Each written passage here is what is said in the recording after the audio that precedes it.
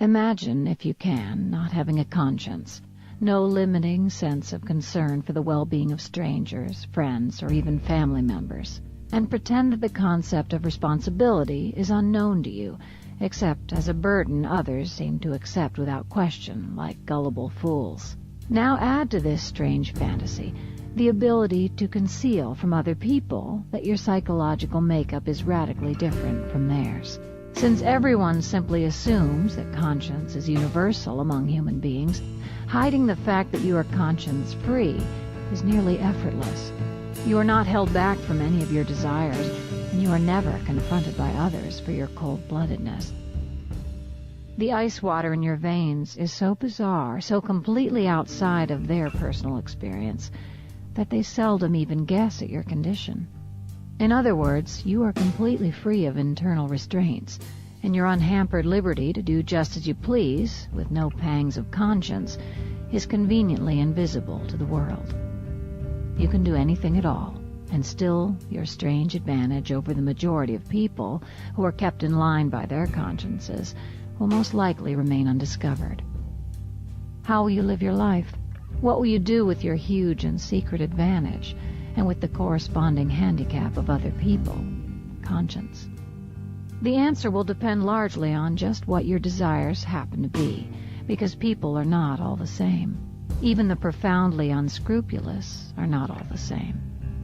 Some people, whether they have a conscience or not, favor the ease of inertia, while others are filled with dreams and wild ambitions.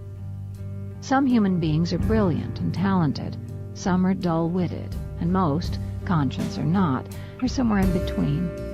There are violent people and non-violent ones. Maybe you cannot be the CEO of a multinational corporation, but you can frighten a few people, or cause them to scurry around like chickens, or steal from them, or, maybe best of all, create situations that cause them to feel bad about themselves. And this is power. And without a conscience, it is amazingly easy to do.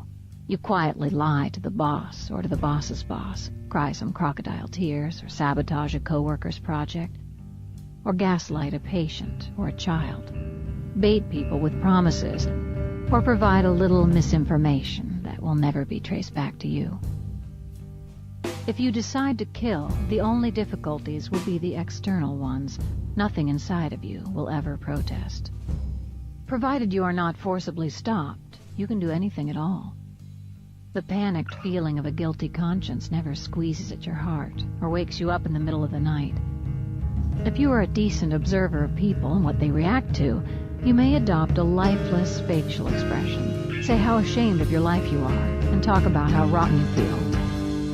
This you do only because it is more convenient to have people think you are depressed than it is to have them shouting at you all the time.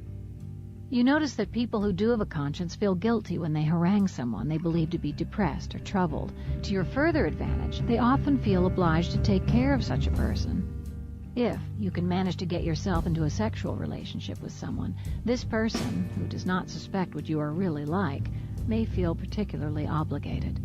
It's reliably conscience-bound. Many mental health professionals refer to the condition of little or no conscience as antisocial personality disorder, a non-correctable disfigurement of character that is now thought to be present in about 4% of the population, that is to say, 1 in 25 people. This condition of missing conscience is called by other names too, most often sociopathy, or the somewhat more familiar term, psychopathy. The clinical diagnosis of antisocial personality disorder should be considered when an individual possesses at least 3 of the following 7 characteristics. 1. Failure to conform to social norms. 2. Deceitfulness, manipulativeness. 3. Impulsivity, failure to plan ahead. 4. Irritability, aggressiveness. 5. Reckless disregard for the safety of self or others. 6. Consistent irresponsibility. 7. Lack of remorse after having hurt, mistreated, or stolen from another person. Additional documented characteristics of sociopaths: glib and superficial charm that allows the true sociopath to seduce other people. Sometimes this is accompanied by a grandiose sense of self-worth